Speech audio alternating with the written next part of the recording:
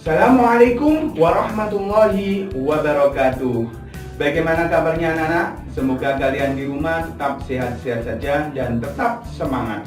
Namun jika ada yang sakit, mari kita doakan semoga teman yang sakit segera diberikan kesembuhan oleh Allah dan bisa bergabung lagi bersama kita untuk belajar kembali. Selamat datang dan selamat berjumpa kembali bersama kami di kelas yang sama, program yang sama, channel yang sama, yaitu tentang pembelajaran online dalam mata pelajaran ilmu pengetahuan alam yang bisa diakses dimanapun dan kapanpun.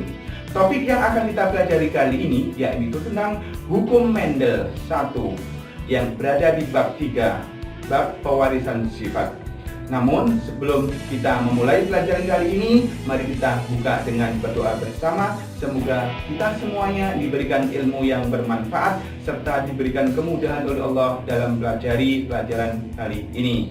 Persiapan berdoa. Berdoa mulai. A'udzu billahi minasyaitonir rajim. Bismillahirrahmanirrahim. Rabbi zidni ilma warzuqni fahma waj'alni minas sholihin. Rabbi shrah li sadri wa yassir li amri wahlul 'uqdatam min lisani yafqahu qawli bi rahmatika ya arhamar rahimin. Amin. Berdoa selesai. Jangan kemana-mana, ikuti terus, simak videonya sampai selesai, sampai tuntas agar kalian paham dan bisa menambah pengetahuan tentang hukum Mendel 1. Yuk kita simak video berikut ini. Kali ini kita akan belajar tentang pewarisan sifat, yaitu tentang hukum Mendel. Materi ini berada di dalam ilmu pengetahuan alam kelas 9 semester 1.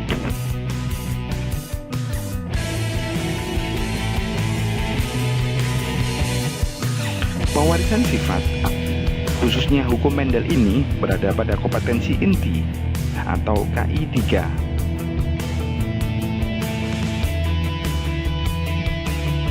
Dan materi ini juga berada pada kompetensi dasar atau KD 3.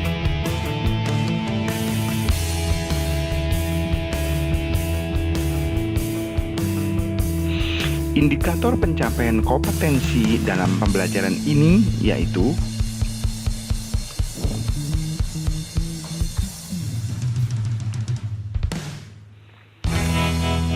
sedangkan tujuan dari pembelajaran yaitu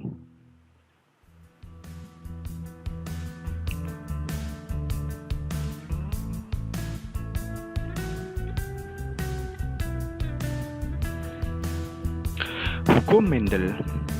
Hukum Mendel dalam pewarisan sifat. Hukum pewarisan sifat Mendel adalah hukum mengenai pewarisan sifat pada organisme yang dijabarkan oleh Gregor Johann Mendel yang ditulis dalam karyanya Percobaan mengenai Persilangan Tanaman. Gregor Mendel adalah seorang pendeta dan juga ahli botani dari Austria. Mendel mulai meneliti tentang pewarisan sifat pada tahun 1856. Persilangan adalah proses menggabungkan dua sifat yang berbeda dan diharapkan mendapatkan sifat yang lebih baik. Pewarisan sifat dari generasi ke generasi berikutnya akan mengikuti pola tertentu yang khas bagi setiap makhluk hidup. Pewarisan sifat dari induk kepada keturunannya ini disebut dengan hereditas. Sedangkan cabang biologi yang khusus mempelajari tentang hereditas adalah genetika. Mendel melakukan penelitian menggunakan tanaman ercis untuk menjelaskan pola-pola pewarisan sifat pada keturunannya. Berdasarkan hasil percobaan yang dilakukan terhadap tanaman ercis atau Pisum sativum, berikut ini alasan Mendel memilih tanaman kacang ercis sebagai percobaan. Yang pertama, dapat melakukan penyebukan sendiri. Yang kedua, tanaman itu berumur pendek. Yang ketiga, memiliki perbedaan sifat yang mencolok. Yang keempat, mudah dalam pemeliharaan tanaman tersebut. Prinsip hukum Mendel 1 dan 2. Hukum Mendel 1 dikenal juga dengan hukum sekresi yang menyatakan pada pembentukan gamet kedua gen yang merupakan pasangan akan dipisahkan dalam dua sel anak. Hukum Mendel 1 ini berlaku untuk persilangan monohibrid atau persilangan dengan satu sifat beda. Secara garis besar, hukum ini mencakup 3 pokok. Yang pertama, gen memiliki bentuk-bentuk alternatif yang mengatur variasi pada karakter keturunannya. Ini adalah konsep mengenai 2 macam alel. Alel resesif atau tidak selalu tampak dari luar dinyatakan dengan huruf kecil, misalkan W dalam gambar di sebelah. Dan alel dominan nampak dari luar dinyatakan dengan huruf besar, misalnya R. Yang kedua, cakupan yang kedua yaitu setiap individu membawa sepasang gen, satu dari tetua jantan, misalnya WW dalam gambar di sebelah, dan satu dari tetua betina, misalnya RR besar dalam gambar yang ada di bawah ini. Yang ketiga, cakupan 3 pokok itu jika sepasang gen ini merupakan 2 alel yang berbeda, alel dominan akan selalu terekspresikan atau nampak secara visual dari luar, sedangkan alel resesif yang tidak selalu terekspresikan tetap akan diwariskan pada gamet yang dibentuk pada keturunannya. Berikut adalah hukum Mendel kedua. Hukum Mendel 2 dikenal sebagai hukum asortasi atau hukum berpasangan secara bebas. Menurut hukum ini, setiap gen atau sifat dapat berpasangan secara bebas dengan gen atau sifat lain. Meskipun demikian, gen untuk satu sifat tidak berpengaruh pada gen untuk sifat yang lain yang bukan termasuk alelnya. Hukum Mendel 2 ini dapat dijelaskan melalui persilangan dihibrida, yaitu persilangan dengan 2 sifat beda dengan 2 alel yang berbeda. Misalnya, bentuk biji bulat keriput dan biji kuning hijau. Pada persilangan antara tanaman biji bulat warna kuning dengan biji keriput warna hijau diperoleh keturunan biji warna kuning. Karena setiap gen dapat berpasangan secara bebas, maka hasil persilangan dari F1 diperoleh tanaman kuning, keriput kuning, bulat hijau, dan keriput hijau. Hukum Mendel ini hanya berlaku untuk gen yang letaknya berjauhan. Jika kedua gen itu letaknya berdekatan, hukum ini tidaklah berlaku. Hukum Mendel 2 ini juga tidak berlaku untuk persilangan monohibrida. Pada proses pembuahan atau fertilisasi, gamet akan bertemu secara asak atau asortasi. Jadi, gamet M dapat membuahi gamet lainnya, misalkan M, atau dapat juga M kecil. Berikut ini adalah istilah-istilah dalam persilangan. Nomor 1 adalah parental yang disingkat dengan P. Parental itu merupakan induk yang akan dilakukan proses persilangan. Nomor 2 adalah F atau disebut dengan filial. Filial adalah keturunan atau individu hasil dari persilangan. Yang ketiga, dominan. Dominan ini merupakan sifat induk yang menutupi sifat yang lainnya. Resesif adalah sifat yang tidak muncul atau ditutupi oleh sifat dominan. Yang nomor 5, hibrid. Hibrid adalah hasil persilangan antara 2 individu yang berbeda sifat. Intermediate. Intermediate adalah sifat campuran antara 2 induk yang muncul pada keturunan. Genotip. susunan gen yang menentukan sifat-sifat pada individu yang biasanya dituliskan dalam simbol huruf berpasangan. Fenotip adalah sifat yang tampak dari luar atau bisa dilihat. Homozigot adalah pasangan gen dengan alel yang sama, misalnya dominan M besar atau resesif M kecil. Yang ke-10, heterozigot. Heterozigot adalah pasangan gen dengan alel tidak sama, contoh A besar A kecil, B besar B kecil, K besar K kecil, dan sebagainya. Persilangan satu sifat beda disebut monohibrid. Berikut ini adalah contoh-contoh persilangan monohibrid dominan. Persilangan antara dua individu dengan satu sifat beda disebut persilangan monohibrid. Dominan dapat terjadi secara penuh atau tidak penuh atau disebut dengan kodomain. Masing-masing dominasi ini menghasilkan bentuk keturunan pertama atau F1 yang berbeda. Persilangan monohibrid akan menghasilkan individu F1 yang seragam. Apabila salah satu induk mempunyai sifat dominan penuh dengan induk lain yang bersifat resesif. Apabila dilanjutkan dengan menyilangkan individu sesamanya, F1 akan menghasilkan keturunan individu atau F2 dengan 3 macam genotip dan 2 macam fenotip ataupun sebaliknya. Apabila salah satu induk mempunyai sifat dominan tak penuh atau intermediate, maka persilangan individu sesama F1 akan menghasilkan 3 macam genotip atau 3 macam fenotip. Persilangan dua individu ini dengan mengkawinkan hanya satu sifat tertentu saja sangatlah mustahil dilaksanakan, karena pada dasarnya individu itu memiliki beberapa sifat tertentu. Artinya, persilangan dua individu dengan hanya memperhatikan satu sifat beda seakan-akan mengabaikan sifat-sifat yang lainnya. Misalnya, kita memperhatikan warna rambut seorang anak perempuan merupakan campuran dari kedua orang tuanya. Dalam hal ini, mari kita bahas contoh berikut ini. Contoh persilangan kacang ercis berbunga ungu yang memiliki gamet M besar dengan kacang ercis berbunga putih yang disimbolkan dengan M kecil. P1 sebagai induk, ya, bunga ungu M besar disilangkan dengan bunga putih memiliki gamet M kecil. Nah, dari sini dari induk gametnya diuraikan menjadi M besar dan M kecil. Disilangkan akan menghasilkan keturunan atau filial.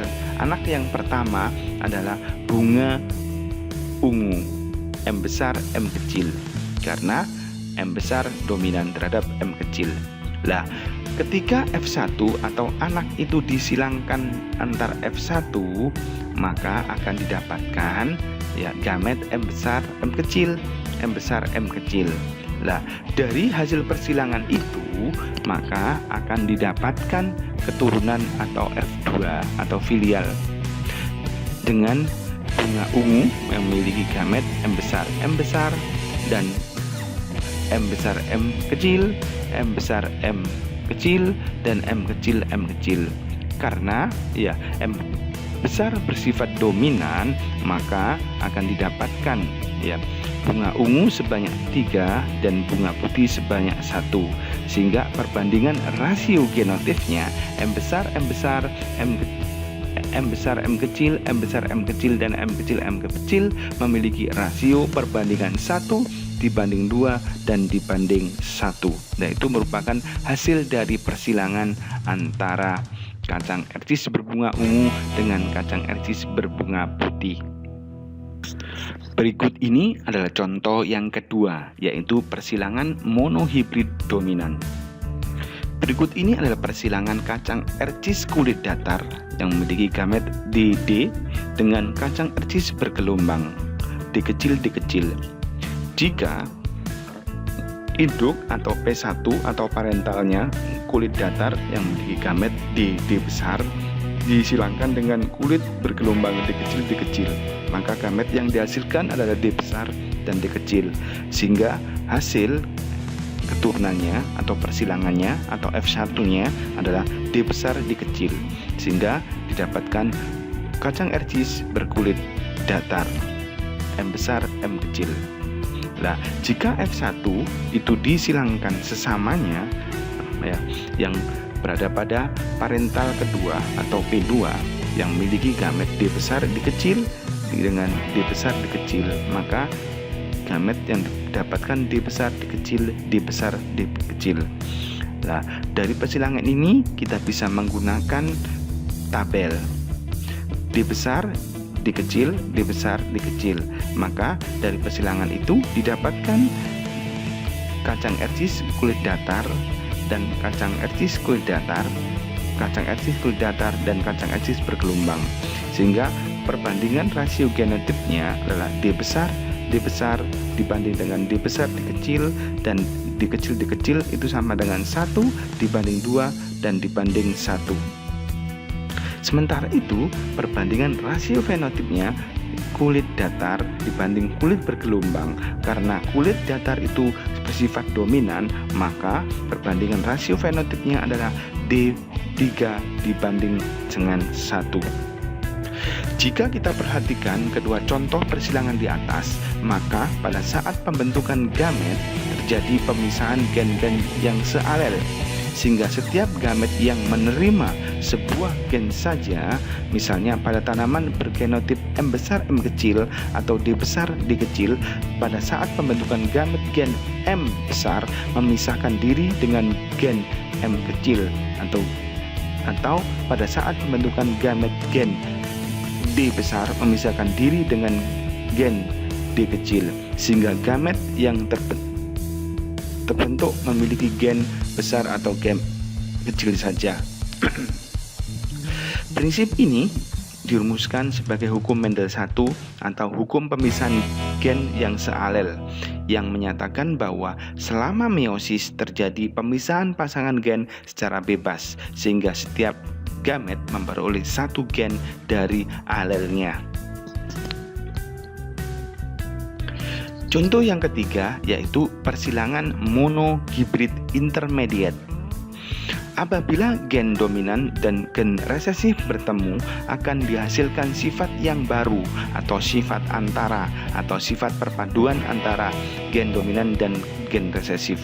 Contoh persilangan bunga pukul 4 atau Mirabilis jalapa memiliki gen gamet M besar dan bunga pukul 4 berwarna putih dengan memiliki gamet M kecil. Nah, dari parental atau P1 induk, bunga merah memiliki gen M besar dan bunga merah memiliki gamet M kecil. Dari persilangan itu nanti dihasilkan F1 atau anak berbunga merah muda karena bersifat resesif. Nah, jika F1 itu disilangkan antara sesamanya yang memiliki gamet M besar M kecil dan M besar M kecil, maka dengan menggunakan tabel kita bisa memperoleh, atau menggunakan papan catur kita bisa memperoleh hasilnya. Melihat hasilnya yaitu persilangan antara M besar dan M besar didapatkan fenotip merah.